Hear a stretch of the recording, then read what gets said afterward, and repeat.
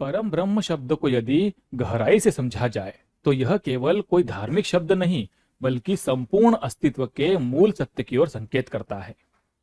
यह दो शब्दों से मिलकर बना है, परम और ब्रह्म। परम का अर्थ है सर्वोच्च, अंतिम, जिससे ऊपर कुछ भी न हो, और ब्रह्म का अर्थ है निरंतर विस्तार, अनंतता और सर्वव्यापकता। इसलिए परम ब्रह्म का वास्तविक अर्थ हुआ वह अनंत, अखंड और सर्वोच्च चेतना जो समय, स्थान, रूप और हर सीमा से परे है। अब यदि अनंत चेतना को समझे तो अनंत का अर्थ है जिसका कोई आरंभ नहीं, कोई अंत नहीं, जो कभी पैदा नहीं होती और कभी नष्ट नहीं होती। वहीं चेतना का अर्थ है जीवंत जागरूकता, वह शक्ति जिसके कारण हमें अपने अस्तित्व का अनुभव होता है। यह चेतना पत्थर में सुप्त अवस्था में, पौधों में हल्की जागृत अवस्था में और मनुष्य में सोचने, समझने और अनुभव करने की क्षमता के रूप में स्पष्ट दिखाई देती है। परंतु जब यही चेतना किसी एक व्यक्ति, शरीर या मन की सीमाओं से ऊपर उठकर संपूर्ण ब्रह्मांड के स्तर पर अनुभव की जाती है, तब उसे परम चेतना, परमात्मा या परम ब्रह्म कहा जाता है। इसे घड़े और आकाश के उदाहरण से बहुत सुंदर ढंग से समझा जा सकता है। एक घड़े के भीतर भी आकाश है और बाहर भी वही अनंत आकाश फैला हुआ है। घड़े के कारण हमें भीतर का आकाश अलग दिखाई देता है, जबकि वास्तव में वह कभी अलग था ही नहीं। जैसे ही घड़ा टूटता है, भीतर और बाहर का आकाश एक हो जाता है। ठीक उसी प्रकार यह शरीर केवल एक सीमित आवरण है। शरीर के भीतर जो चेतना हमें मैं के रूप में अनुभव होती है, वही वास्तव में उस असीम परम चेतना का अंश नहीं बल्कि उसी का प्रतिबिंब है। शरीर के रहने या मिट जाने से परम चेतना पर कोई प्रभाव नहीं पड़ता, जिसे घड़े के टूटने से आकाश नहीं बदलता। ब्रह्म और परम ब्रह्म में भी सूक्ष्म अंतर समझना आवश्यक है।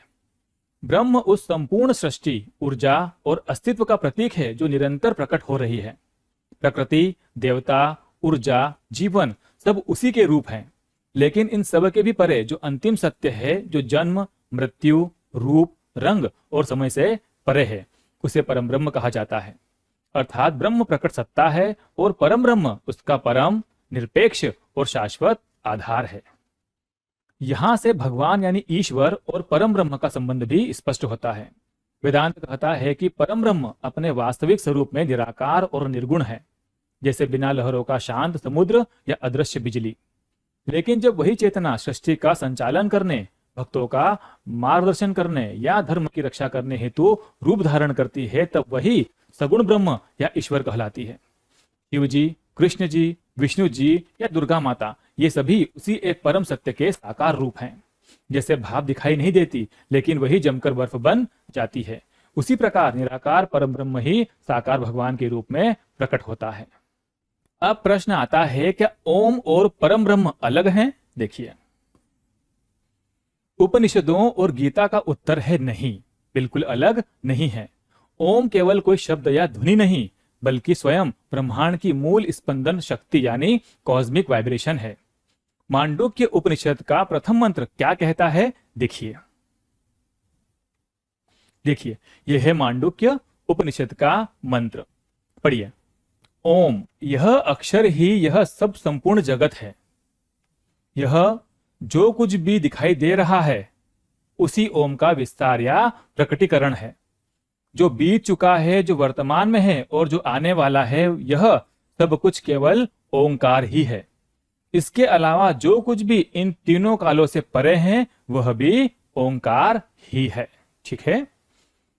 कठोपनिषद में यमराज नचिकेता से कहते हैं कि जिस परम सत्य की खोज सारे वेद करते हैं वह ओम है। तो चलिए देखते हैं इस बारे में भी क्या कहते हैं। देखिए, यमराज जी कहते हैं नचिकेता से, ठीक है, ये मैं आपको एक अलग से स्टोरी इसकी बताऊंगा। ठीक है, अभी देखते हैं इस मंत्र के इस अर्थ को। सारे वेद जिस परम पद यानी लक्ष्य की बार बार चर्चा और खोज करते हैं, समस्त तपस्याएं जिसके बारे में बताती हैं और जिसकी प्राप्ति की इच्छा से मुमुक्षु यानी साधक ब्रह्मचर्य का पालन करते हैं, उस परम पद को मैं तुम्हें संक्षेप में बताता हूं, वह ओम ही है। ठीक है। भगवत गीता के अध्याय 8 श्लोक नंबर 13 में भगवान श्री कृष्ण जी क्या कहते हैं, आइए देखते हैं इस बारे में। देखिए, जो मनुष्य ओम इस एक अक्षर रूप ब्रह्म का उच्चारण करता हुआ और मेरा यानी परमात्मा का स्मरण करता हुआ शरीर को त्याग कर जाता है, वह परम गति यानी सर्वोच्च अवस्था या मोक्ष को प्राप्त होता है।